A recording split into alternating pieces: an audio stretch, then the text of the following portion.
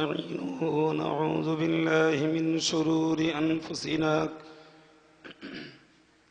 ومن سيئات أعمالنا من يهده الله فلا مضل له ومن يضلله فلا هادي له ونشهد أن لا إله إلا الله وحده لا شريك له ونشهد أن سيدنا ونبينا ومولانا محمدا صلى الله عليه وسلم عبده ورسوله. وقال الله تعالى مخبرا وآمرا إن الله وملائكته يصلون على النبي يا أيها الذين آمنوا صلوا عليه وسلموا تسليما. اللهم صل على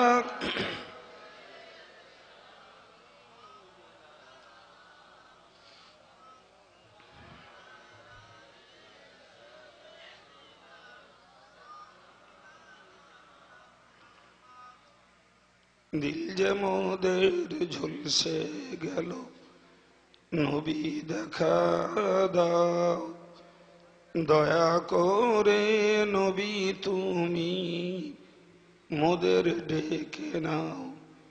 আর কত কাল সইব নবী বিচ্ছেদেরই জ্বালা, আজও বুঝি হলো না কো তোমায় দেখার পালা। আল্লাহুম্মা সাল্লি আলা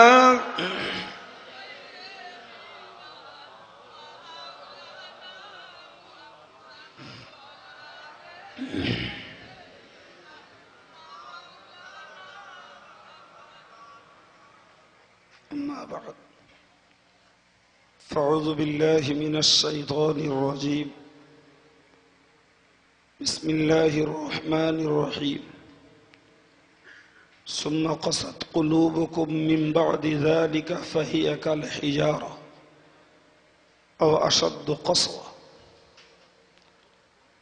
وقال النبي صلى الله عليه وسلم ثلاثة أعين حرم الله عليها النار: عين بكت من خشية الله، وعين منعت عن محارم الله، وعين سهرت في سبيل الله، أو كما قال عليه الصلاة والسلام. সম্মানিত উলামায়ে কেরাম, জ্ঞান অনুসন্ধানী, কষ্ট সহিষ্ণু, ধৈর্যশীল শ্রোতা মণ্ডলী, শুকরিয়া সে আল্লাহ পাকের দরবারে যিনি শান্তির সঙ্গে জামিয়ার ইসালে সওয়াবকে সম্পন্ন করতে তৌফিক দান করেছেন। তাঁরই দরগাহে শুকরগুজার হয়ে বলি আলহামদুলিল্লাহ। সকল দরুদ ও সালাম সেই নবী পাককে জানাই আপনার আমার ধরা পৃষ্ঠে আগমনের যিনি একমাত্র ওসিলা।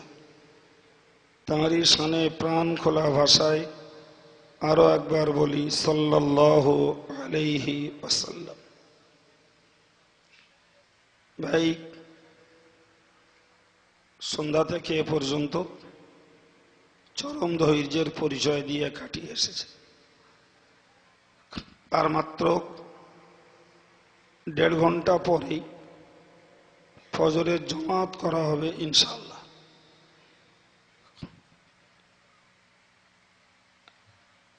এই 1.5 ঘন্টা সময় আপনাদের আর একটু ধৈর্যের পরিচয় দিতে হবে। যে সমস্ত বক্তারা বক্তব্য রেখেছেন তাদের বাস্তবিকই মন খোলা সময় দেয়া সম্ভব হয়নি। যারা বক্তব্য রাখতে পারেননি তা এখনো 3 গুণ বক্তা এখানে রিজার্ভে রয়েছে।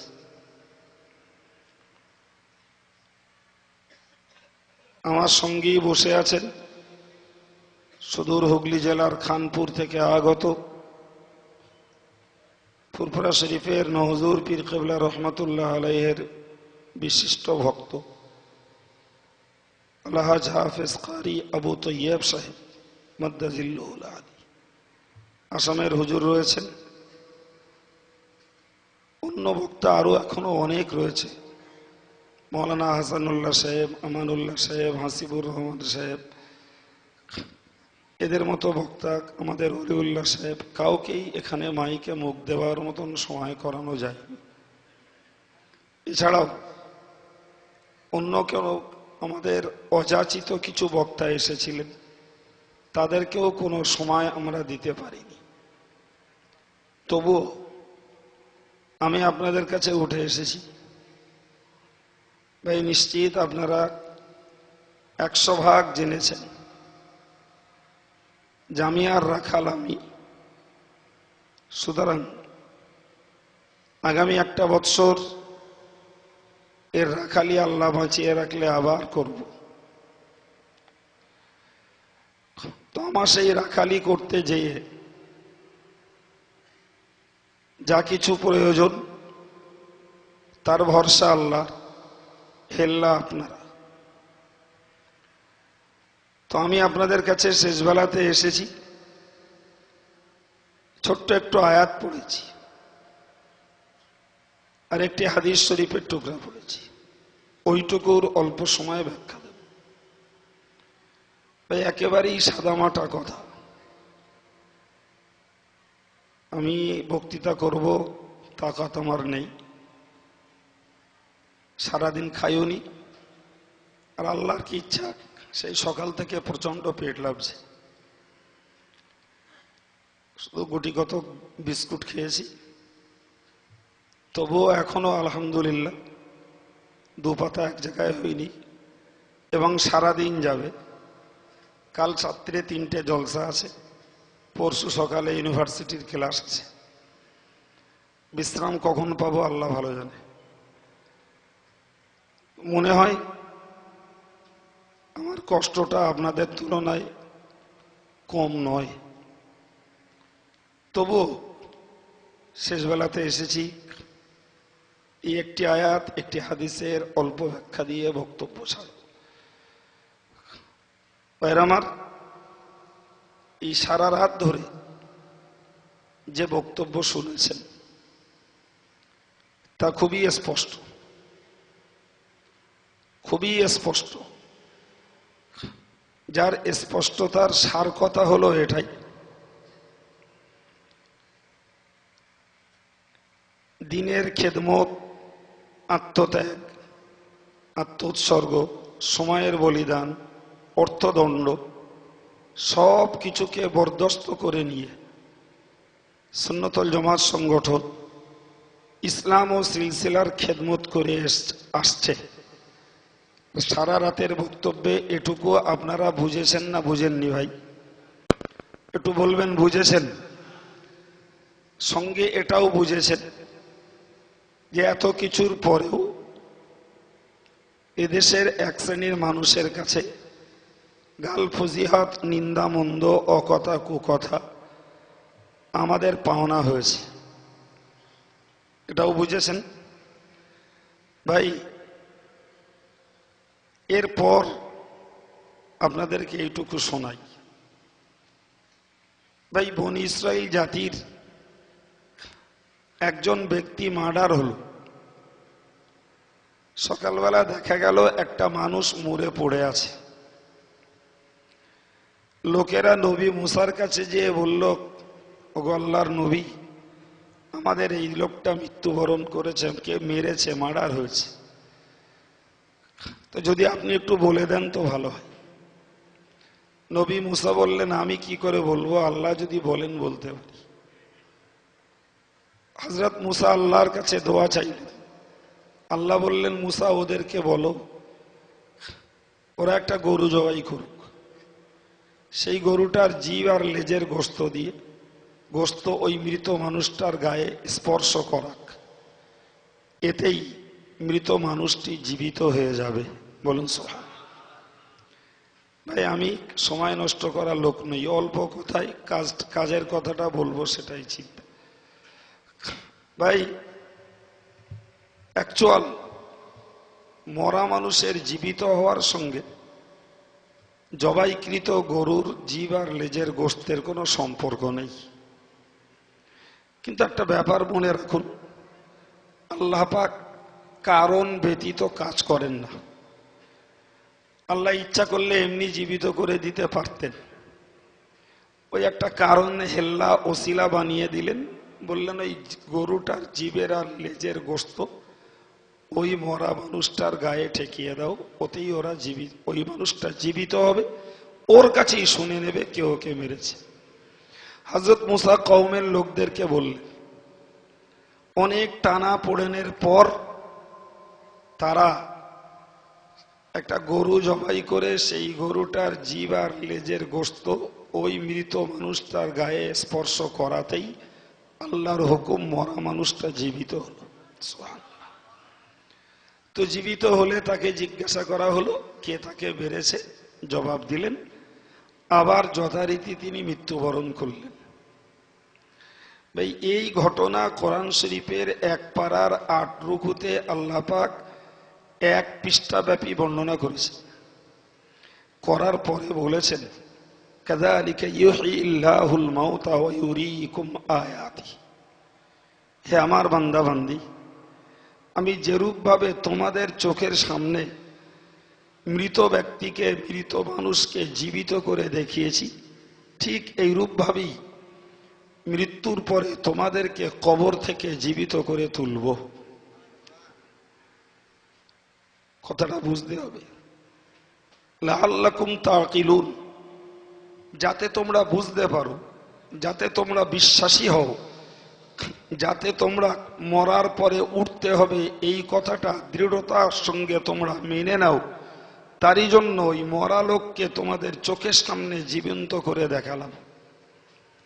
আচ্ছা আপনি বলুন, এই মরা মানুষটাকে চোখের সামনে জীবিত করে যাদেরকে আল্লাহ দেখালেন, এরপরে কোনো মানুষ পরকালের প্রতি অবিশ্বাসী হতে পারে?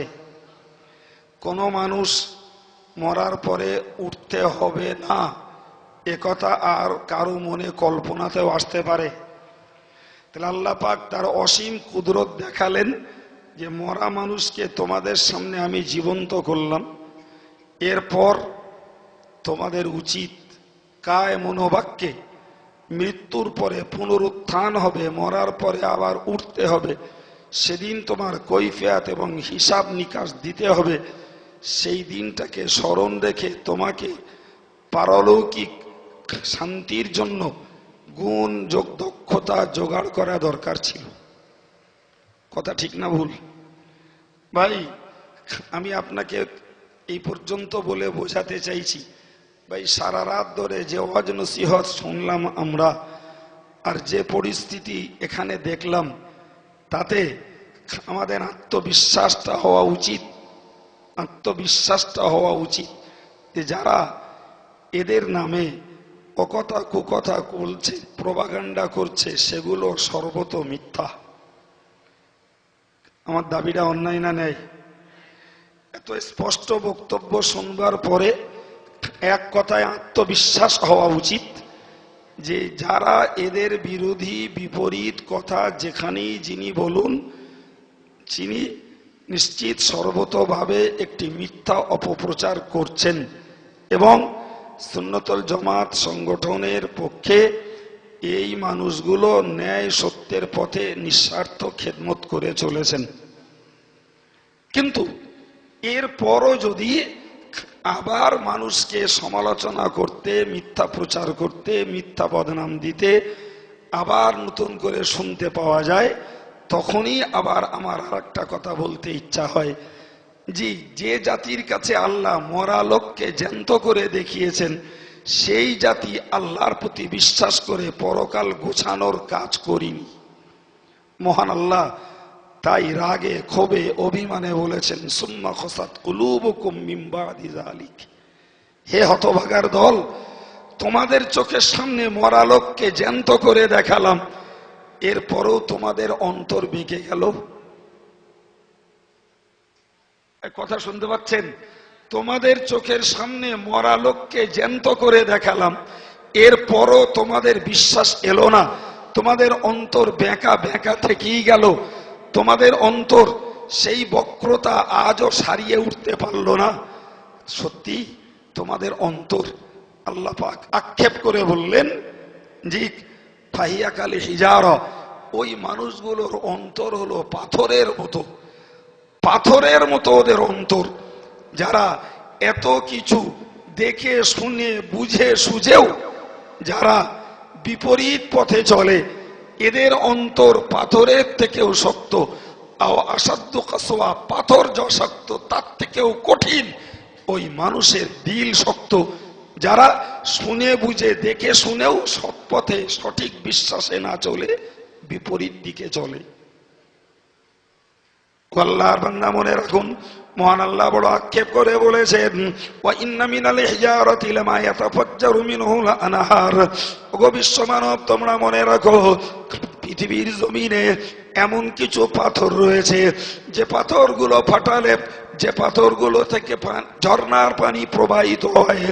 আবার বললেন ওয়া ইন্না মিনহা লামা ইয়াশাক্কাকু ফায়াখরুজু মিনহুল মা, এমন কিছু পাথর রয়েছে যে পাথরগুলো ফাটালে পরে তার থেকে পানি নির্গত হয়। ওয়া ইন্না মিনহা লামা ইয়াহবিতু মিন খাশিয়াতিল্লাহ, এমন কিছু পাথর রয়েছে যে পাথরগুলো আল্লাহর ভয়ে উপর থেকে নিচেই গড়িয়ে পড়ে। একটু মহব্বত করে বলুন। পাথর থেকে পানি বার হয়, এ সাক্ষী দেয় কোরআন। পাথর ফাটালে পানি পাওয়া যায়, এ সাক্ষ্য দেয় কোরআন।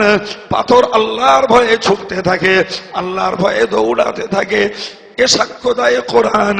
কিন্তু গোটা পৃথিবীর মানুষের ভিতরে এমন শ্রেণীর মানুষ রয়েছে, পাথর গলে পানি বার হয়, পাথর বিগলিত হয়, কিন্তু মানুষের অন্তর বিগলিত হয় না।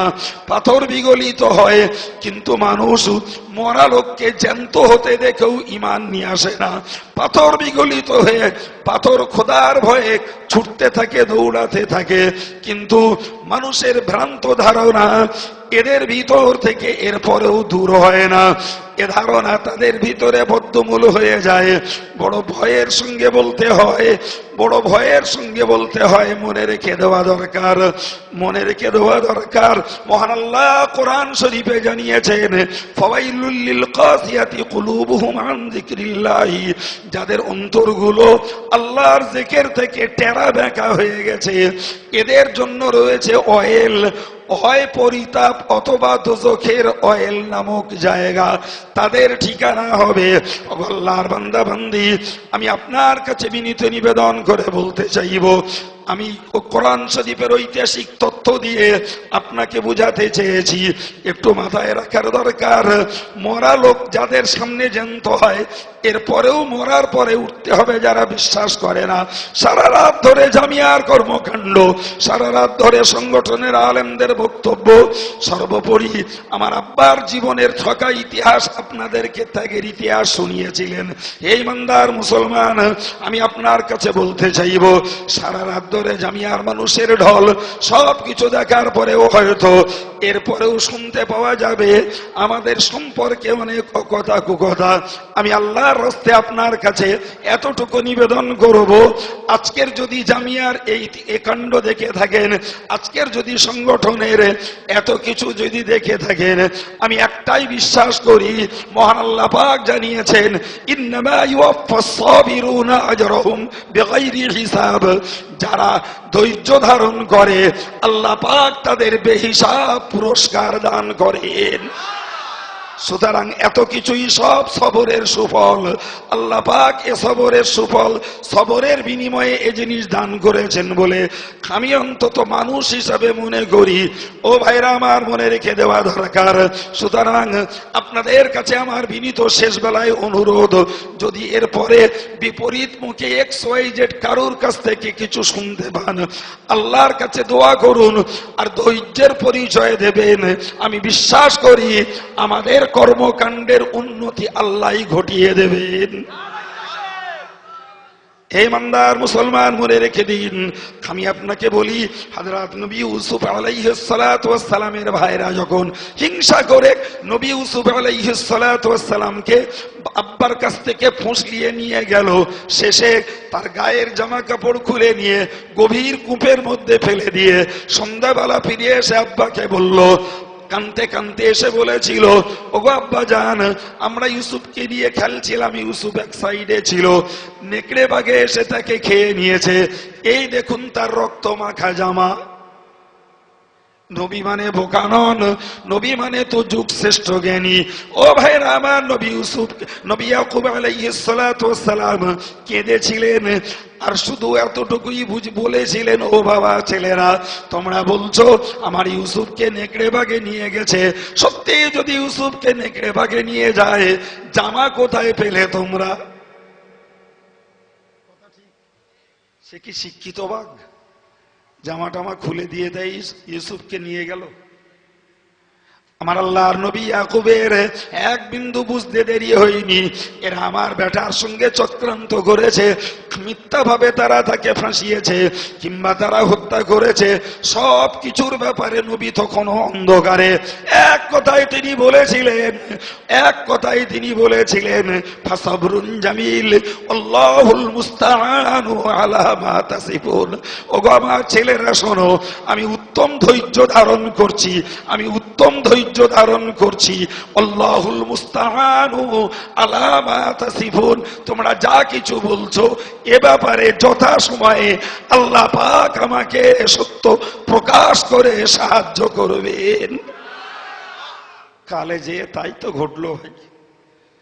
জি, আল্লাহ কি জানেন না? একটু কথা বলুন, আল্লাহ কি জানেন না?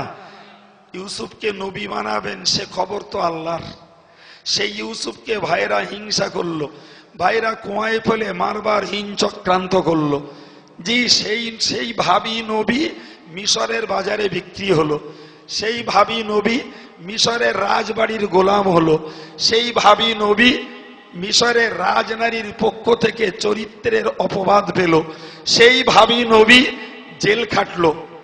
কথাগুলো ঠিক না ভুল?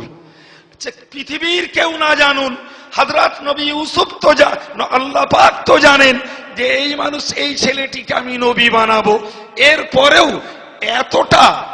এতটা টানা পড়েন, এতটা মান অপমান, এতটা লাঞ্ছনা, এতটা বিক্রি, চরম অপমান, অপদস্থতা, সব কিছু আল্লাহ পাক নবী ইউসুফকে বরদাস্ত করতে দিলেন। কথা ঠিক না ভুল? আপনি বলুন, হযরত নবী ইউসুফকে আল্লাহ ওই ভাইদের শত্রুতা, হিংসা, বাজারে বিক্রি হওয়া, তার উপরে চরিত্রের দোষ চাপানো, তাকে জেল খাটানো, সব কিছু থেকে আল্লাহ পাক কি হেফাজত রাখতে পারতেন না? জোরে বলুন, 100 বার আল্লাহ পাক হেফাজত রাখতে পারতেন ভাই, কিন্তু রাখেননি।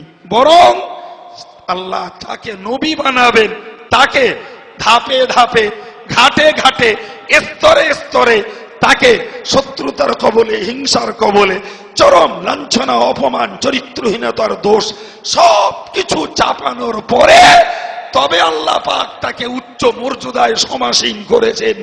তবে তার আব্বা মা তার কাছে যে অবনত হয়েছেন, তবে তার ভাইয়েরা তার কাছে যে লজ্জায় মরিয়া হয়ে আত্মসমর্পণ করেছেন। তিনি মিশরের খাদ্যমন্ত্রী হয়ে হযরত নবী ইউসুফ আলাইহিস সালাতু ওয়াস সালাম, তিনি সারা পৃথিবীতে আল্লাহ পাকের দিনে একটি ইতিহাসের রেকর্ড গড়েছেন। ভাই, ওই সেই নবী ইউসুফ আলাইহিস সালাতু ওয়াস সালাম, যার সম্পর্কে প্রিয় নবী বলেছেন যে সারা পৃথিবীতে যত সৌন্দর্য দেওয়া হয়েছে, আল্লাহ পাক নবী ইউসুফকে একলা দিয়েছেন তার অর্ধেক সৌন্দর্য। জি, প্রসঙ্গত একটা কথা বলতেই হয়, কবি বলেছেন, হুসনে ইউসুফ দামে ঈসা ইয়াদে বাইদাদারি আচা খোবা হামাদারান তু তানহাদারি। কবি বলেন, নবী ইউসুফের সৌন্দর্য, হযরত নবী ঈসার মুখের ফুঁর বরকত। ও দুনিয়াবাসী মানুষ, তোমরা মনে রাখো, হযরত নবী ইউসুফের সৌন্দর্য, নবী ঈসা আলাইহিস সালাতু ওয়াস সালামের ঈসার মুখের ফুঁকের বরকত, নবী মুসার হাতের উজ্জ্বলতা, এই সব কিছুর সব গুণের সমাহার বানিয়ে আল্লাহ পাক আমাদের নবীকে পৃথিবীতে পাঠিয়েছেন। ও ইমানদার মুসলমান, আমি আপনাকে যে কথা বলতে চাইছিলাম, হযরত নবী ইউসুফ আলাইহিস সালাতু ওয়াস সালাম এই উচ্চ মর্যাদা মিশরের খাদ্যমন্ত্রী, তার ভাইদের, তার মায়ের, তার আব্বা, তার মায়ের, তার কাছে আত্মসমর্পণ সব কিছু ছিল, একমাত্র ওই ঘাটে ঘাটে ঠেকায় ঠেকায় নবী ইউসুফের চরম ধৈর্যের পরিচয়ের সুফল। জোরে বলুন। ও ভাইরা আমার, মুরব্বীরা আমার, জওয়ানেরা, বন্ধুরা, আমি সবের কাছে নিবেদন করে বলবো, অন্তর যাদের বেঁকে গেছে, আজকের পরে কালকে তারা বেকা কথা বলবে, বেকা কথা শোনাবে, আল্লাহর রাস্তে একটু ধৈর্যের পরিচয় দিন আর একটু দোয়া করুন। নিশ্চিত দেখবেন যত ধৈর্যের পরিচয় আমরা দিতে পারবো, আল্লাহ পাক ততই আমাদেরকে পুরস্কার দান করবেন। ভাইরা আমার, আমি আপনার কাছে বিনীত নিবেদন করে যে কথাগুলো বলেছি, জি ভাই, এই 20 মিনিট বলেছি, আর 5টা মিনিট হয়তো বলবো। আপনাদের কষ্ট হচ্ছে বাবু? ভাইরা আমার শুনুন, খুব ছেলেবেলার একটা পত্রিকায় পড়া একটা গল্প বলে আমার বক্তব্য সারতে যাব। ভাই, ছেলেবেলায় একটা বইতে একটা গল্প পড়েছিলাম, গল্পটা খুব মজার, খুব শিক্ষার। জি ভাই, এক রাজামশাইয়ের এক ছেলে এক মেয়ে। জি, তো রাজামশাইয়ের রাজ দরবারে প্রতিদিন সভা পরিষদেরা বসে, রাজামশাই তাদেরকে নিয়ে সভা পরিষদ চালান। কোন একদিনকার ঘটনায় সেই রাজ দরবারে একজন ফকির সাহেব ঢুকেছে। আর ফকির সাহেব ঢুকে, ফকির সাহেব একটা ফার্সি ভাষায় কবিতা একটা আবৃত্তি করেছে। জি, ফার্সি ভাষায় একটা কবিতা আবৃত্তি করেছে। কবিতাটার সারমর্ম হলো, ধৈর্য ধরলে মেওয়া ফলে। কথা বোঝা গেছে না যায়নি? ও কবিতাটার সারমর্ম, ধৈর্য ধরলে মেওয়া ফলে।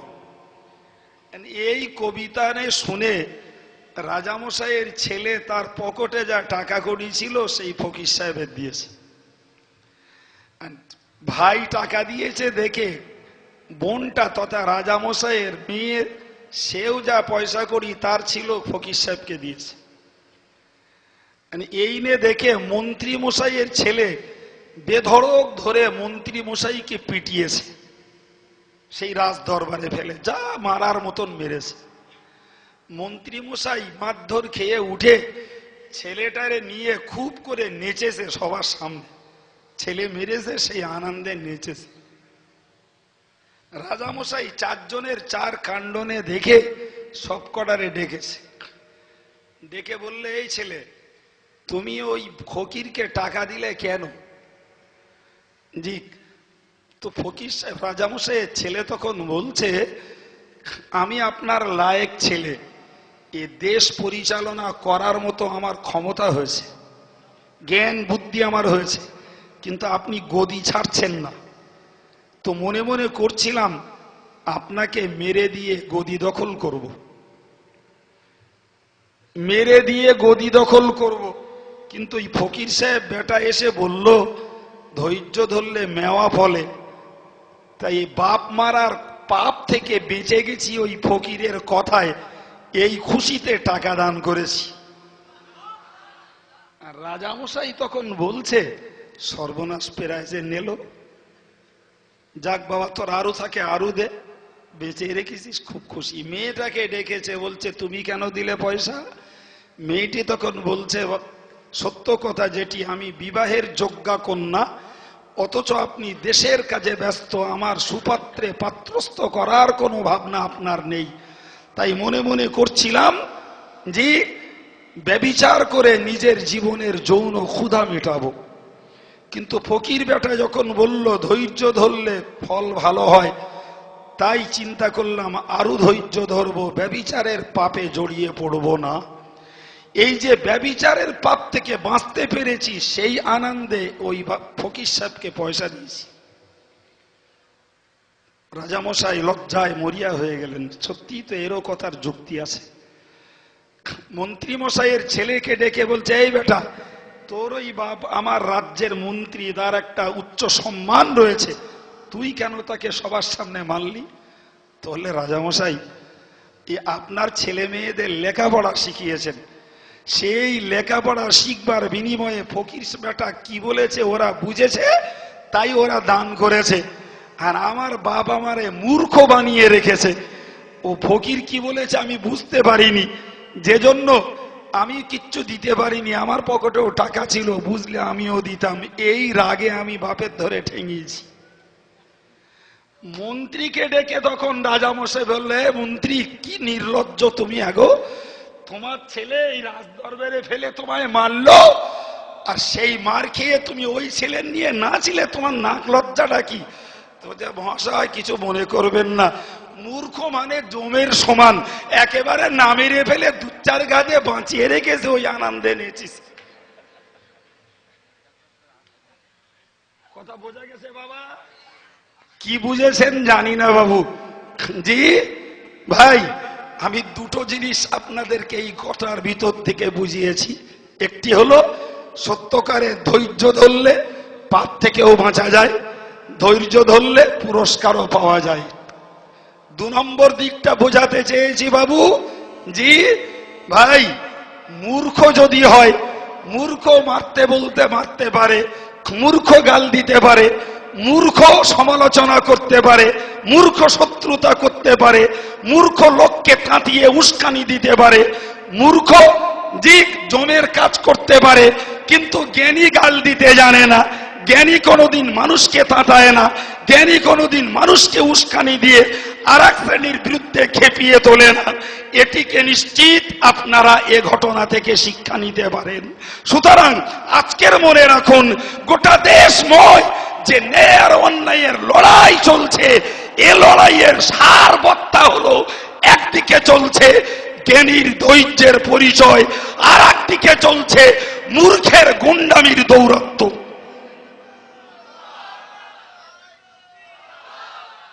কথা বোঝা গেছে না যায়নি ভাই? যদি সত্যি ভাই আমরা যদি মনে করি যে ধৈর্যের পরিচয় দেব, জি, তাহলে নিশ্চিত মনে রাখবো জ্ঞানের পাশে দাঁড়াবো, ধৈর্যের পরিচয় দেব, ফল আল্লাহ দান করবেন। সেই ধৈর্যের সুফল আল্লাহ দিচ্ছেন ভাই, বিশ্বাস করুন। তা না হলে রক্তে গোস্তের দেহ, জীবনে যা গালাগালি অপপ্রচার শুনেছি, হয়তো আল্লাহ যদি ধৈর্য না দিতেন তাহলে সব কিছু ছেড়ে দিয়ে অন্য কোনো কাজে লাগতাম। জি, এ পুরস্কার আল্লাহর দেওয়া, আল্লাহর দেওয়া পুরস্কার। জি, যাদেরকে আল্লাহ সবর করার তৌফিক দিয়েছেন, জি মনে রেখুন কোরআন বলেছে ইন্নাল্লাহ মাআস সাবিরিন, আল্লাহ তাদের সঙ্গে রয়েছেন। একটু জোরে বলা যাবে না? আর একটু জোরে বলা যাবে না? জি, সেই শিক্ষা আজ জামিয়া থেকে শেষ বেলায় নিয়ে ঘরে ফিরুন, এটাই আমার দাবি। জি, আমি বিদায় নেব, একদম কাঁটায় কাঁটায় আধ ঘন্টা আপনাদের কাছে বক্তব্য রেখেছি। জি, তবে বাবু একটা কথা বলবো, শেষ বেলায় আমি বিদায় নেওয়ার আগে আপনাদের কাছে একটু দাবি করছি। মাতিন সাহেব স্টেজে কালেকশন করেছেন, দ্বিতীয় কেউ করেননি। জি, তো আমার যেন মনে হচ্ছে কালেকশনটা বোধহয় খুব আশানুরূপ হয়নি, আমার যেটা আন্দাজ হয়েছে বা রিপোর্ট পেয়েছি। তো শেষ বেলায় এ অধমের কাছে দেয়ার মতো আর কারোর কিছু আছে? যদি থাকে, জি আল্লাহর রস্তে একটু এগিয়ে আসুন। সেই সঙ্গে আমার আরো একটা দাবি, জি যদি অর্থও না থাকে, জি এমনও আমি দেখেছি, এমন ভাই এসেছেন 500 টাকা দিয়ে বলেছেন হুজুর 100 টাকা ফেরত দেন। 4000 টাকা দেবেন, ভাইয়ের নাম 5000 1000 দিয়েছেন, 4000 দেবেন, ভাইয়ের নামটা লিখ। ভাই কেউ যদি মনে করেন আগামী বছর এই ইসালে সাহেবের জন্য 1 কুইন্টাল চাল দেব, কি 1 টিন তেল দেবো, কি 1 বস্তা পেঁয়াজ দেবো? জি ভাই, তাহলে একটু বলুন। বিশ্বাস করুন, অনেক সভায়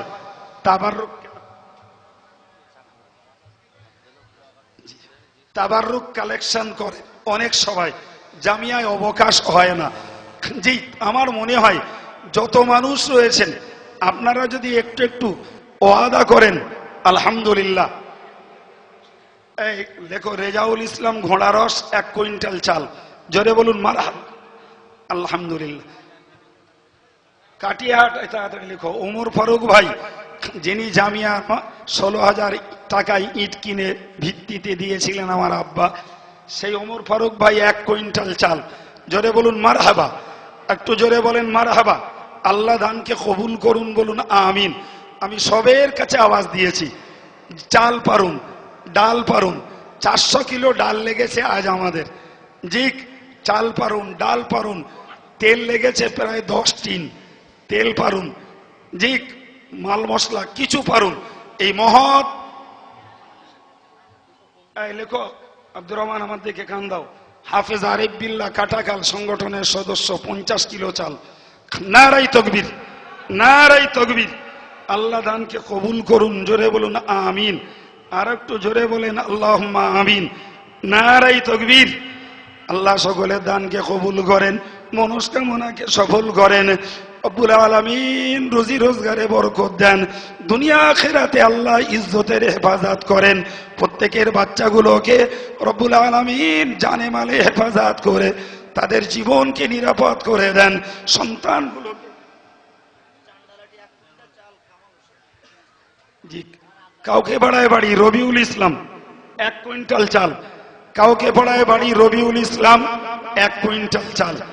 ভাই, আল্লাহ যাতে যার সুযোগ দিয়েছেন, কেউ মনে করেন আমি 20 বস্তা আলু দেব, জি, কেউ মনে করেন আমি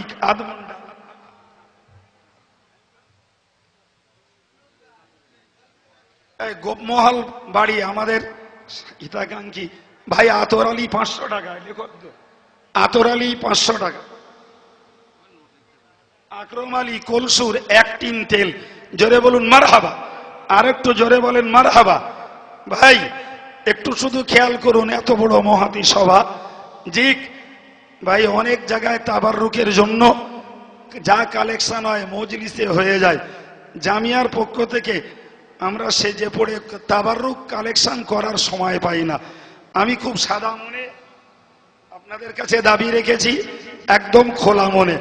যদি কোনো ভাইয়ের মন হয় 1 বছর পরে আমরা আপনাদের কাছ থেকে পেতে পারি। জি, ওর নাম কি ভালো না শুনে ভালো। জি, নারাই তকবীর, নারাই তকবীর। কে পারেন বাবু এগিয়ে আসুন। আমি ছাড়লেই আমার হুগলি জেলার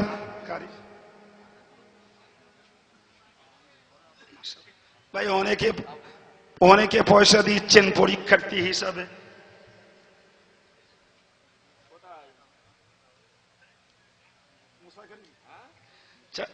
দক্ষিণ গোলাইচন্ডী ভাই বাড়ি মুসা করিম সাহেব 1000 টাকা। আমার বাবাজি জনাব আলহাজ মাহবুবুর রহমান সাহেব, আমাদের সকল কাজের অতপ্রত সাথী, স্নেহভাজন হাফেজ মাসুমি, সব কাজের সঙ্গী সে, তার আব্বাজান নগদ 5000 টাকা দিয়েছেন। আল্লাহ দানকে কবুল করুন।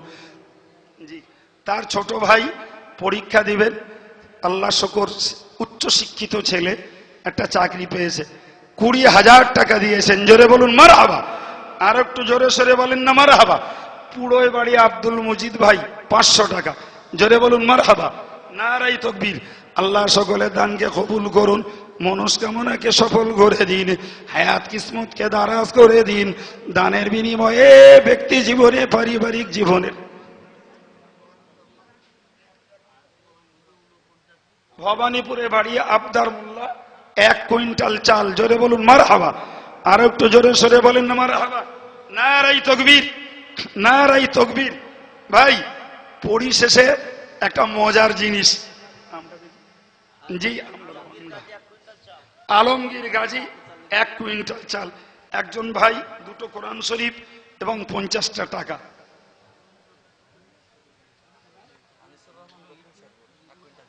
বাগোয়াডাঙ্গায় বাড়ি, কুমতুম নাম, 1 কুইন্টাল চাল। আনিসুর রহমান, দক্ষিণ শেরপুর, 1 কুইন্টাল চাল। ভাই এটা কি বলেন তো ভাই? এই আমটা বিক্রি হবে। পছন্দ হচ্ছে আমটা? কি মাস এটা? ফাল্গুন মাস। ফাল্গুন মাসে আম থাকে ভাই? জি, আল্লাহর রহমত হয়েছে, জামিয়ায় আম এসেছে, এটা বিক্রি করব। কে কিনবেন তৈরি হন। নারাই তাকবীর। ভাই কে পারেন বাবু? এখন নয় জি, একটু পরে, একটু পরে। এখন অনেক ভাই দান দেওয়ার জন্য দাঁড়িয়ে রয়েছেন।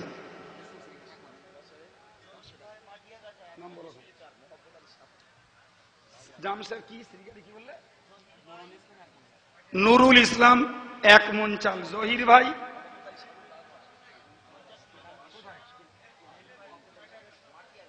মাটিয়া গাছায় বাড়ি,